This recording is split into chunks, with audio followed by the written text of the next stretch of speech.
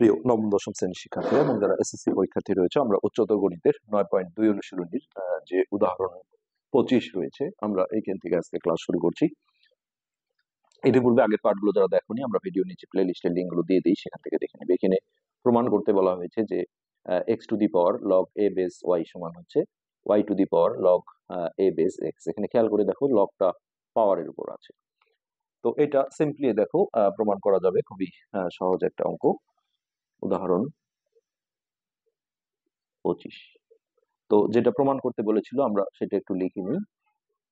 x to the power log a base y সমান y to the power log y to the power, লগটা উপরে থাকবে, log a base x। এটা তো আমরা প্রথমত দেখো চলক দিয়ে একটু ধরে নেব, যে ধরি p সমান লগ a বেস y, এটাকে আমরা p ধরে নিলাম। আর পাশে আর একটা যেটা ছিল, এটাকে আমরা ধরো যে q ধরে নিলাম।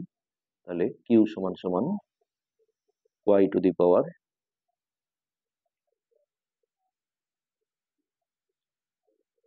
মানে এক্স ওয়াইটা ধরা যাবে না, শুধুমাত্র এই পাওয়ারটাকে। কিউ সমান হচ্ছে লগ এ বেস এক্স, এই দুটোকে আমরা জাস্ট ধরে নেব। তো আমরা লগের যে সূত্র থেকে জানি যে লগ থেকে আমরা যখন সূচকে আসি, এটা আমরা এই সাইডটা এই পাশে লিখলে বুঝতে সুবিধা হবে। ইটাকে আমরা এই পাশে দিলাম। তো লগ থেকে সূচকে আসতে গেলে নিয়ম যেটা, সেটা হচ্ছে লগের যেটা ভিত্তি সেটা সূচকের ভিত্তি হয়, আর এই ডান পাশেরটা পাওয়ারে চলে আসে, আর লগের সাথে যেটা ছিল ওয়াই, এটা চলে আসে এই পাশে। এইভাবে কিন্তু আমরা প্রচুর অঙ্ক করেছি। ঠিক একইভাবে এইখান থেকে আমরা যে কাজটা করব, প্রথমত লগের এই অংশটাকে, ডান সাইডটাকে আমরা বাম সাইডে লিখি, এটা করলে আমাদের বুঝতে সুবিধা হয়। আর এই পাশে দিলাম কিউ। এখন দেখো এটা সূচকে আসলে এই লগের ভিত্তিটা সূচকের ভিত্তি, ডান পাশেরটা চলে আসবে পাওয়ারে, আর লগের সাথে যেটা ছিল সেটা চলে আসবে ডান পাশে। ওকে, এখন এই জায়গায় আমরা হচ্ছে যে একটা কিউ ভিত্তি উভয় পাশে পাওয়ার, কিউ পাওয়ার নেব উভয় পাশে, যেহেতু এটা সমীকরণ, এটা আমরা নিতে পারবো। তাহলে a to the power P, এর উপরেও একটা কিউ নিলাম, আর এই পাশে ওয়াই এর উপরেও একটা আমরা কিউ নিলাম। ওকে, তাহলে এইখানে আমরা কি লিখতে পারি, পাওয়ারের উপর পাওয়ার থাকলে এটা গুণ হয়ে যায়, তাহলে a to the power p q সমান y to the power q. এটাকে আমরা ধরো যে 1 নং সমীকরণ হিসেবে রেখে দিই, অথবা আমরা সাইডটা একটু ঘুরিয়ে y to the power q সমান না করলেও হতো, এটাকে 1 নং সমীকরণ রেখে দিলাম। এখানে আমরা একই কাজ করব। এখানে যেমন আমরা দেখো একটা পি ছিল, একটা কিউ নিয়েছি পাওয়ার, আর এখন হচ্ছে কিউ আছে, একটা পি পাওয়ার নেব দুই পাশে। তাহলে a to the power Q, উপরে একটা নেব পি, আর এই পাশে এক্স এর উপরেও একটা পি। উভয় পাশে একই কাজ করলে মানের কোনো পরিবর্তন হয় না। তাহলে এটা পাওয়ারের উপর পাওয়ার গুণ করলে হবে পি কিউ সমান x to the power p. তো এখন এই সাইডটাকে এই পাশে আনলে x to the power p সমান হচ্ছে a to the power p q. এটা দেখো 2 নং সমীকরণ। ওকে, এখন একটা জিনিস দেখো যে এই দুটো সমীকরণেরই ডান পক্ষটা একই, এখানেও আছে a to the power p q, এখানেও a to the power p q. তো একটা সমীকরণের ডান পক্ষ সমান হলে বাম পক্ষ সমান লেখা যায়, অথবা যদি কখনো বাম পক্ষ সমান হয়, তখন ডান পক্ষ সমান লেখা যায়। তো আমরা 1 ও 2 হতে কি করব, 1 ও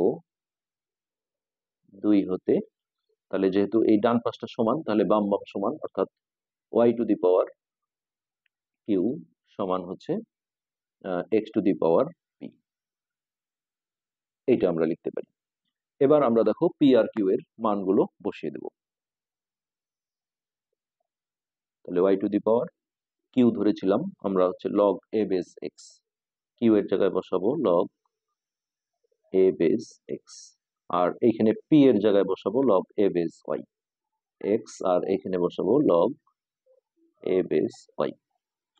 তো জাস্ট প্রমাণে এই সাইডটা এই পাশে আছে, আমরা সাইডটা ঘুরিয়ে দিই। X to the power log a base y সমান y to the power log a base x. এখানে আমরা দেখানো হলো, অথবা ইংলিশে লিখলে শোড লিখে দিতে পারি, আমাদের এটাই কিন্তু দেখাতে বলা হয়েছিল। দেখো আমাদের পুরোপুরি জিনিসটা চলে আসছে। এটি ছিল উদাহরণ 25। এরপর আজকের পাঠে আমরা উদাহরণ 26ও শেষ করব।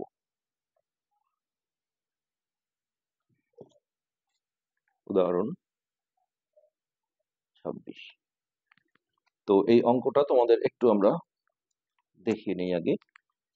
এই যে এটা ছিল লগ এ বেস পি গুণন লগ পি বেস কিউ গুণন লগ কিউ বেস আর গুণন লগ আর বেস বি সমান লগ এ বেস বি প্রমাণ করতে বলেছিল। তো এটা আমরা প্রথম পার্টে দেখো ভিত্তি পরিবর্তনের যে সূত্রটা দেখেছিলাম, এই যে এই সূত্রটা এখানে আমাদের প্রয়োজন হবে।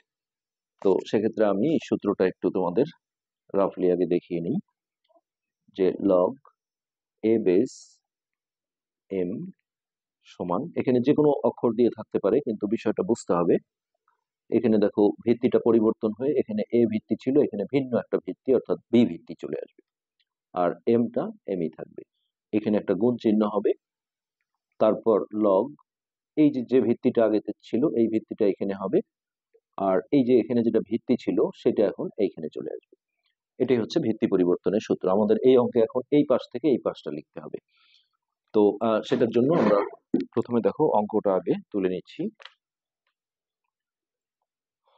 এখানে দেখাও যে ছিল, আমরা লেফট হ্যান্ড সাইড দিয়ে অঙ্কটা করব। Left hand side log a to the power p গুণন log p to the power q গুণন log q to the power r গুণন লগ আর বেস বি। তো দেখো আমরা দুটো দুটো করে একখানে করব। এই যে এই দুটো ব্র্যাকেটে না নিলেও হবে, বইয়ে যেমন ব্র্যাকেটে নিয়ে নিয়েছিল, লগ এ বেস পি গুণন লগ পি বেস কিউ।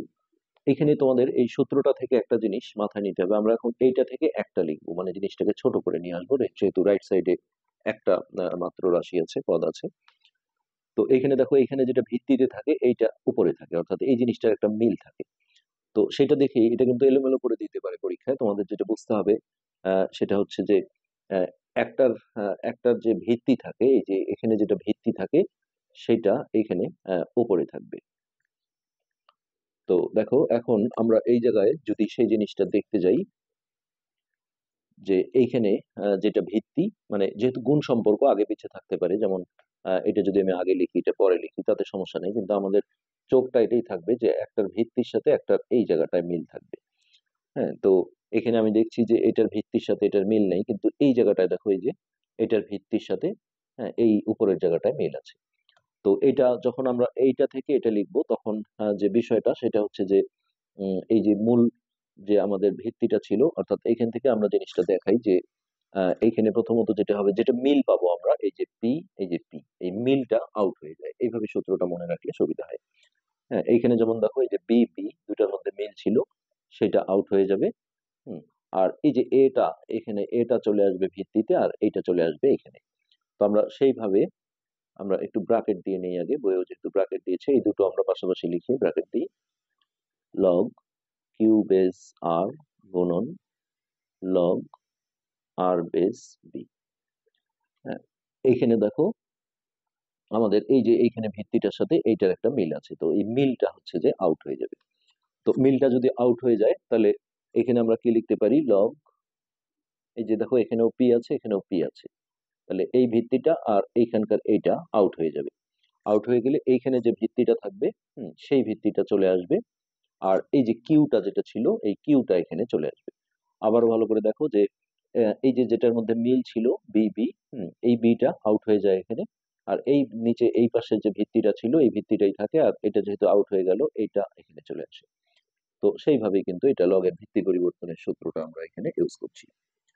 একইভাবে এটার সাথে গুণন, এখানেও আমরা দেখো এই যে এই জায়গাটা মিল আছে, আর আর এটা আউট হয়ে যাবে, তাহলে এই ভিত্তিটা থাকবে, অর্থাৎ লগ কিউ বেস, আর ওইখানে যে বিটা ছিল, কারণ এই মিল যেটা ছিল এটা আউট হয়ে গেছে, এখানে বিটা থাকবে।